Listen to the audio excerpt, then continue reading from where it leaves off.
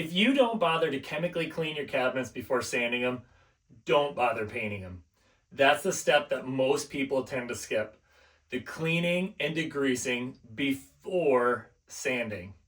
And I've seen this cause more cabinet paint failure than paint ever has. Let me explain why. Kitchen cabinets are one of the dirtiest surfaces in your home.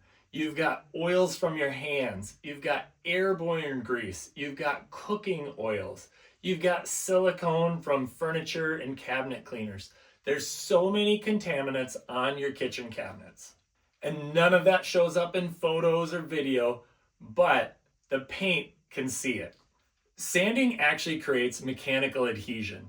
When you sand a surface, you're putting a bunch of micro scratches into that surface, and you can actually increase the surface area by over 3 times, giving your primer a far bigger surface to bite into, to bond to. The problem is, when you have all of those cooking oils, the greases, the hand oils, even silicone from cooking sprays or cleaners, is sanding doesn't actually lift and remove those. So when you're sanding a surface, what you're doing, especially if it's around a microwave or a stove or an area where you do a lot of cooking, is you're just grinding those oils and surface contaminants into the cabinet even more. So you're actually embedding them down into the wood. You're not pulling them out. So you're giving it a bunch of little scratches and then filling those scratches with contaminants. One of the biggest things that happens when you've got surface area contaminants is fish eyes after you've primed and painted your cabinets. So what a fish eye is there's surface tension, and paint wants to go over that surface and spread evenly.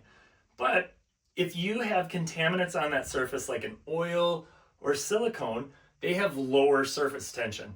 So as you paint over them, the paint wants to pull away from that area and go to the areas with more surface tension. So it'll actually pull away and build up around that area, thus giving you a little crater that will dry into your finish.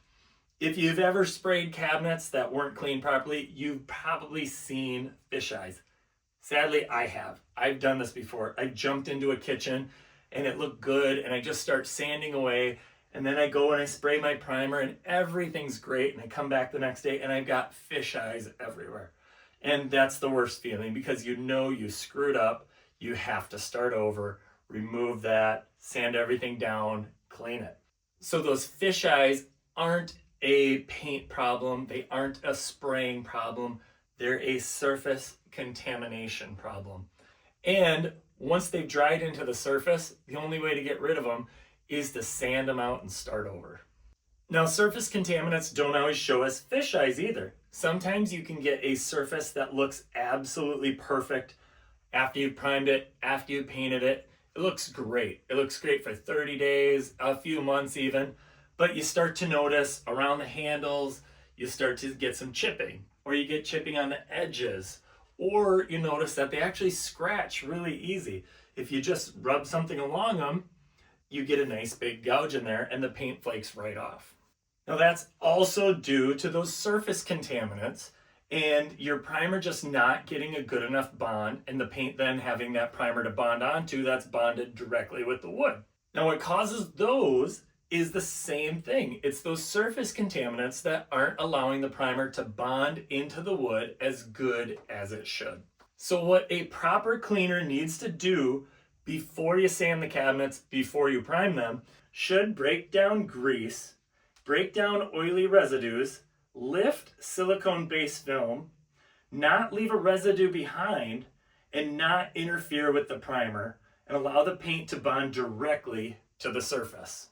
And that's exactly why I use Cabinet Prep. It's formulated specifically to break down grease and surface contaminants without leaving anything behind that interferes with primer or paint.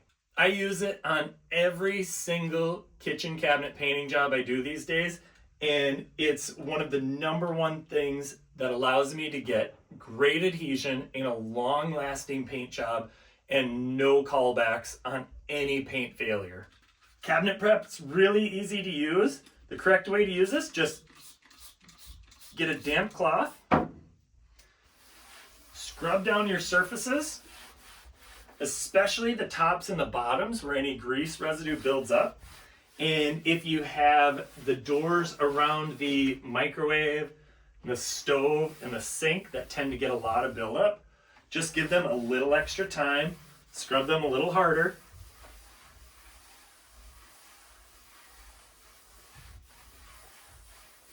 Allow it to break down those greases. And that's it. If you have a surface that's extra greasy or dirty or anything, just use an extra rag. Wipe off some of that excess when you're done. Just make sure it's nice and clean. And there you go. That's all there is to it. Now, just let that dry fully. Because cabinet prep is also a deglosser, it's going to chemically start etching the surface so that your primer has a great surface to bond to. So before you sand, let that process fully play out. Let it dry for a couple of hours. You'll notice it gets a little bit tacky. That's just that deglosser working. Let that tack form and go away. And then you're ready to sand the surface with no contaminations and have a great surface ready for your primer with no fish eyes and a painted surface that'll last a long, long time.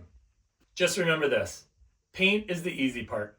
Prep is what makes it last. If you're gonna spend days painting your kitchen, don't let one skip step ruin your project.